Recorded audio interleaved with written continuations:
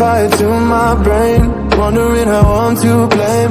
You're the one who doesn't dream, so why are you always sleeping?